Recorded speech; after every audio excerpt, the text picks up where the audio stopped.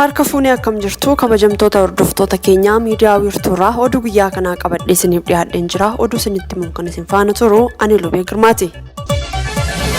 Shakkamtoonni buna kuntaala 160 ol seeraan ala kuusanii gurguruudhaaf socho'aa turan to'atamuu poolisiin magaalaa Finfinnee beeksise. Shakkamtoonni kunneen heeyyama seeraa osoo hin qabaatiin magaalaa Shaggar kutaa magaalaa Furiitti mana kuusaa keessatti kuusuudhaan wayita gurguruudhaaf socho'aa jiran heeruu uummataarraa argame bu'uura godhachuudhaan ordoffiin taasifamaa turuun himamee jira. Namoonni kunneen buna kana gurguruuf osoo sochiirra jiranuu magaalaa Finfinnee kutaa magaalaa Lammii Kuraa aanaa lama bakka addaa Ayaat jedhamutti to'atamuun ibsameera. Bunni to'annaa jala oole kunis kuntaalli 267 ajaja mana murtiitiin gabaa oomishaa Itoophiyaatiif galii akka ta'u murtaa'uun himamee jira.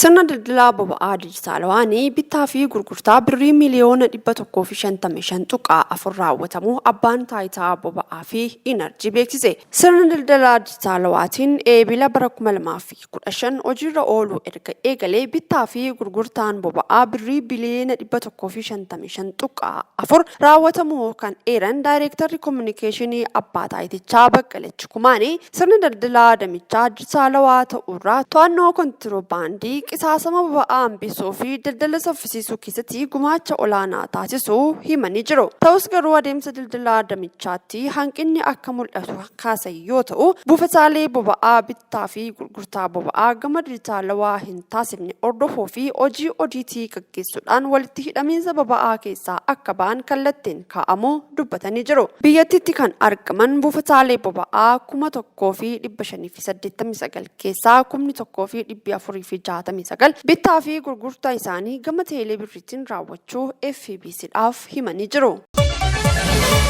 Sadarkaa pirezidaantii ta'anaatti qindeessaan kilaastara hawaasummaa Oromiyaa obbo Abdulkaalim Muluu ikoo turizimii Haroo Wancii daandii ispoortiistootaaf carraa bal'aa fidee dhufuu himan. Obbo Abdulkaalim kana kan himanii cufiinsa dorgommii biskileetii tokkoffaa Wanciitti gaggeeffame irratti yoo ta'u, ikoo turizimii Wancii daandii guddina turizimii qofaaf osoo hin taane dagaagina ispoortii keessatti illee shoora olaanaa akka qabu dubbatanii jiru. Hoogganaan biiroo dargaggootaa fi ispoortii Oromiyaa obbo Maatiyoos Sobbooqaa gama isaaniitiin bakkichi dorgommiiwwan ispoortii adda addaatiif filatamaa ta'uu himuudhaan jaalattoonni ispoortii hundi carraa kanatti fayyadamuun guddina ispoortii keessatti gahee isaanii akka bahan dhaamanii jiru. Dorgommii kilaboonni Itoophiyaa 12 fi naannolee 7 irratti hirmaatan kanarratti biskileettota sadarkaa tokkoffaa aga ja'affaatti ba'aniif badhaasi qarshii meedaaliyaa fi waancaa kennameera. Oduu biyya alaatiin ammoo balaa abiddaa Chilii bulchiinsa Vaalpaaraayisootti mudateen lubbuun namoota 112 darbuun ibsame. Manneen 3,000 aga 6 ol ta'an balaa kanaan barbadaa'uu ministeerri biyya keessaa Chilii ibsee kan jiru yoo ta'u, namoonni 28 balaa cimaadhaaf saaxilamuu fi qabeenyi hedduun barbadaa'uu Aljazeeraa fi BBC'n gabaasaniiru. Namoonni balaa kanaan miidhaman hedduun kanneen qarqara galaanaa bulchiinsichatti argamu daawwachuu dhufan ta'uun kan ibsame yoo ta'u, Pirezidaantii biyyattii Gabriel Boric labsii yeroo muddamaa labsuudhaan haalicha to'achuudhaaf wanti barbaachisu hundi akka hojjetamu ajaja dabarsaniiru jedhame. Tajaajilli lubbuu baraaruu bakkeewwan balaa kanaan caalatti miidhaman bira gahuudhaaf rakkachaa jiraachuu kan ibse yoo ta'u, lakkoofsi namoota du'anii dabaluu akka malu tajaajilichi himee jira. Vaalpaaraayisoo magaalaa guddittii Saantaayiggoo irraa kiiloomeetira 116 fagaattee kan argamtudha.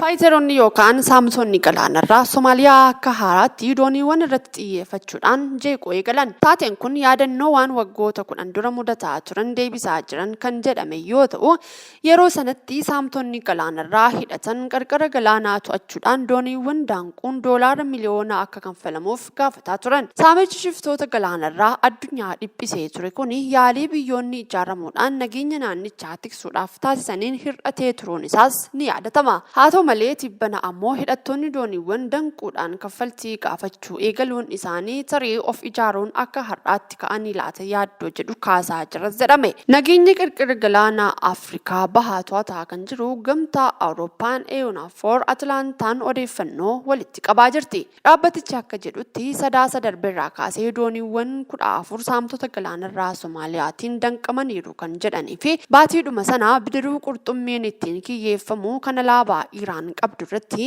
miidhaan qaqqabe. Dooniin Laayiberiyaa Seentiraal Paark jedhamu kan oolchaan loltoota Ameerikaa yoo ta'an saamtonni hidhattoota galaanarraa Somaaliyaa ta'uu hin oolanis jedhanii jiru.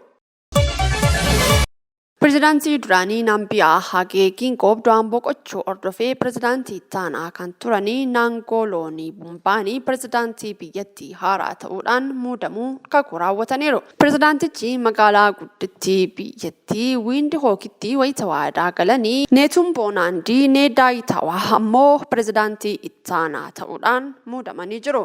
Nibumbaa wayita waadaa galanitti haasawaa taasisaniin bu'uuraalee dureewwan duraanii kaa'aman jiruun itti fufa kan jedhanii fi pireezidaantii duraanii biyyattii kan turanii Giingoob Laakaansaar umurii waggaa 82ffaa isaaniitti hospitaalatti wal'aanamaa turuudhaan guyyoota kaleessaa du'aan addunyaa kanarraa boqochuun isaanis ni yaadatama. Akka heera biyyattiitti Naangoloonii Bumbaa pireezidaantii ittaanaa ta'uudhaan muudamuu waajjirri pireezidaantii biyyattii beeksisuu Zihawaan gabaasee jira.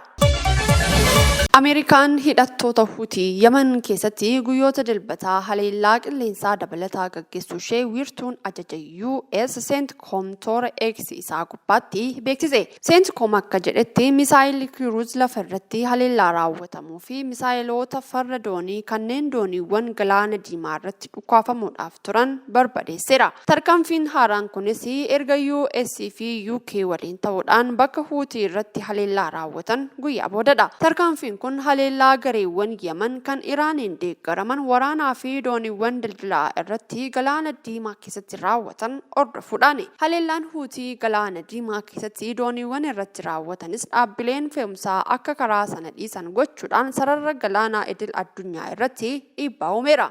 Masriin galiin isheen sababii lakkoofsi dooniiwwanii karaa galaana sanaan imalan harka 3 oliin gadi bu'eef jecha Suuzii Kaanaa irraa argataa turte amajjii keessaa gara wallakkaa ta'uun hir'achuu himte. Haleellaa waloo US fi UK sanbata kaleessaa kibba magaalaa guddoo Yemen Sana'aatti raawwataniin samiin ifaa kan ture yoo ta'u, falmaan mirga namoomaa fi jiraataan naannichaa BBC'tti akka himetti manneen raafamaa turan. Dursitoonni Huutiis haleellaa Ameerikaan raawwatte kanaaf deebii kennuudhaaf dhaabbatanii jiru kan jedhamee fi haleellaa guyyaa sanbataa raawwatame ilaalchisuudhaan kan dubbatan dubbi himaan waraana garichaa Yahyaa Saaree akka jechuun toora X isaanii irratti barreessanii jiru. Haleellaawwan kunneenis haamilee amantaa fi namoomaa uummata Filisxeem Gaazaa keessa jiraatu gargaaruu irraa booddeetti nu hin deebisan. Kanaaf deebii osoo hin kennine hin hafnu jechuudhaan barreessanii jiru. Kan hordofaa turtan miidiyaa wiirtuurraa oduun guyyaa kanaaf qabannee dhiyaanne kana fakkaata. Yeroo gaariin waliin qabaattanii ulfaadhaa jechaa miidiyaa wiirtuurraa qophiilee afaan waliin turtii gaarii qabaadhaa.